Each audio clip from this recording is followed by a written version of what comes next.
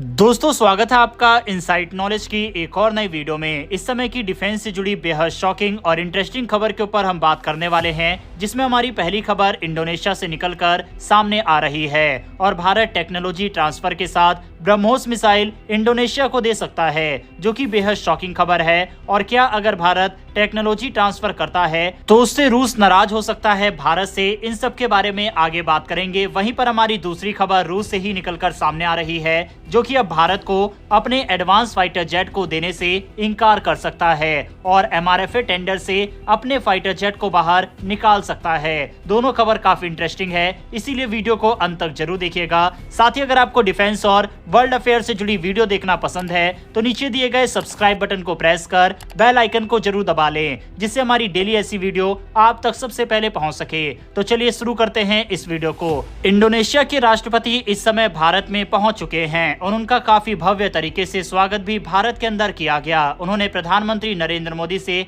मुलाकात की और राष्ट्रपति भवन में उनका भव्य वेलकम किया गया। लेकिन इसी बीच एक ऐसी खबर निकलकर सामने आई जिसने सभी को हैरान कर दिया, और वह खबर यह है कि ब्रह्मोस मिसाइल को लेकर तो इंडोनेशिया इंटरेस्टेड है, लेकिन अब खबरें आ रही है कि टेक्नोलॉजी ट्रांसफर करने के लिए भी भारत मान सकता है। बकायदा आप रेफरेंस के लिए स्क्रीन पर इंडियन डिफेंस न्यूज का आर्टिकल भी देख सकते हैं। हाल ही में खबर आई है कि इंडोनेशिया के डिफेंस मंत्रालय ने भारत की BrahMos supersonic cruise missile system खरीदने में दिलचस्पी दिखाई है। ये डील करीब $450 मिलियन यानी लगभग 3700 करोड़ रुपए की हो सकती है। और इस डील की खास बात यह है कि उसमें टेक्नोलॉजी ट्रांसफर यानी तकनीक का आदान प्रदान भी शामिल है। ब्रह्मोस दुनिया की सबसे तेज सुपरसोनिक क्रूज मिसाइलों में से एक है और इसकी रेंज 290 किलोमीटर से भी ज्यादा है। इसे जमीन से, पानी के अंदर से और हवाई जहाज से भी लॉन्च किया जा सकता है। इसकी स्पीड और सटीकता इसे दुश्मनों के खिलाफ एक जबरदस्त हथियार बनाती है। इस डील में ट्रांसफर ऑफ टेक्नोलॉजी का प्रावधान है, मतलब भारत इंडोनेशिया को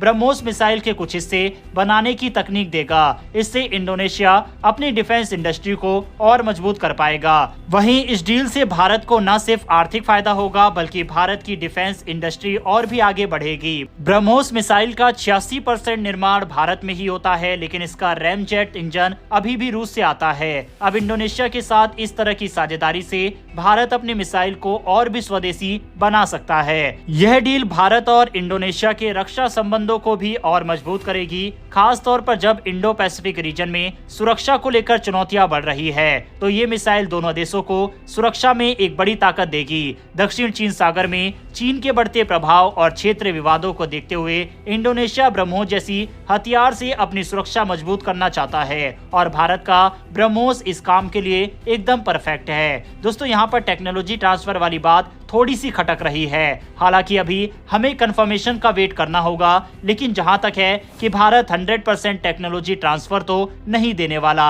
इस मिसाइल के कुछ पार्ट्स को बनाने की अनुमति भारत इंडोनेशिया को जरूर दे सकता है। अब क्योंकि भारत के पास हाइपरसोनिक मिसाइल आ चुकी है और भारत ने हाल ही में उसका परीक्षण भी किया था, तो हो सकता है कि भारत अब टेक्नोलॉजी ट्रांसफर करने के लिए मान भी जाए। लेकिन इंडोनेशिया जैसे देश को टेक्नोलॉजी ट्रांसफर के तहत ब्रह्मोस मिसाइल देना ये समझ से बाहर है, क्योंकि इंडोनेशिया वही देश है जिसके पाकिस्तान के साथ भी संबंध अच्छे हैं। आपको याद होगा कि इंडोनेशियन प्रेसिडेंट भारत का दौरा करने के बाद वह पाकिस्तान का तुरंत दौरा करना चाहते थे, लेकिन भारत ने जब इस पर नाराजगी जाहिर की तब इस दौरे को कैंसिल कर दिया गया। और अब वह भारत का दौरा करने के बाद मलेशिया जाएंगे और दौरा कंप्लीट करने के बाद में पाकिस्तान का दौरा करेंगे। ऐसे में टेक्नोलॉजी ट्रांसफर करना सही है या फिर नहीं, इस पर अपनी राय कमेंट बॉक्स में लिखकर बताइएगा। बढ़ते हैं हमारी दूसरी खबर की तरफ, और ये खबर रूस से निकलकर सामने आ रही है। भारत के multi role fighter aircraft MRFA tender की, जिसके तहत भारतीय वायुसेना के लिए 110 फाइटर विमान खरीदे जाने हैं। लेकिन इस टेंडर में एक बड़ा बदलाव देखने को मिल सकता है। खबरें आ रही है कि रूस का MiG-35 शायद इस दौड़ से बाहर हो सकता है। शानदार फीचर होने के बावजूद MiG-35 को कई समस्याओं का सामना करना पड़ रहा है। कम प्रोडक्शन, MiG-35 की अभी तक ज्यादा यूनिट्स नहीं बनी हैं और इसे रूस की एयरफोर्स से भी पर्याप्त ऑर्डर नहीं मिले हैं। दूसरा है भरोसेमंद रिकॉर्ड की कमी। पिछले MiG मॉडल्स तकनीक टेस्ट में कई बार कमजोर साबित हुई है। वही MRFA टेंडर में FA-18 super hornet Dassault Rafale, Eurofighter Typhoon और साब ग्रिपन ई जैसे विमान शामिल है, जिनके पास प्रोडक्शन, बेहतर सर्विस रिकॉर्ड और सपोर्ट सिस्टम है। माना जा रहा है कि रूस अब अपनी रणनीति बदल सकता है। Su-30 MKI जैसे प्लेटफॉर्म को अपग्रेड करने पर ज्यादा ध्यान दिया जा सकता है, क्योंकि भारत पहले से ही इन्हें बड़ी संख्या में इस्तेमाल करता है। साथ ही रूस को वैश्विक प्रतिबंधों और वित्तीय समस्याओं का भी सामना करना पड़ रहा है। अगर MiG-35 इस दौर से बाहर हो जाता है तो ये भारत के लिए फैसला लेने की प्रक्रिया को तेज कर सकता है। भारतीय वायुसेना उन विमानों पर ध्यान केंद्रित कर सकती है जिनके पास बेहतर प्रोडक्शन लाइन, टेक्नोलॉजी ट्रांसफर और लोकल मैन्युफैक्चरिंग का विकल्प है। इसके साथ ही ये भारत को रूसी डिफेंस इक्विपमेंट पर निर्भरता कम करने का भी मौका देगा। बहरहाल दोस्तों, इस खबर में इतना ही। इन्फॉर्मेशन और वीडियो पसंद आई हो तो वीडियो को लाइक करके हमारी आने वाली डेली ऐसी वीडियो के लिए चैनल को सब्सक्राइब कर बेल नोटिफिकेशन अवश्य दबा लें। फिर मिलेंगे ऐसी एक नई वीडियो के साथ। धन्यवाद। जय हिंद।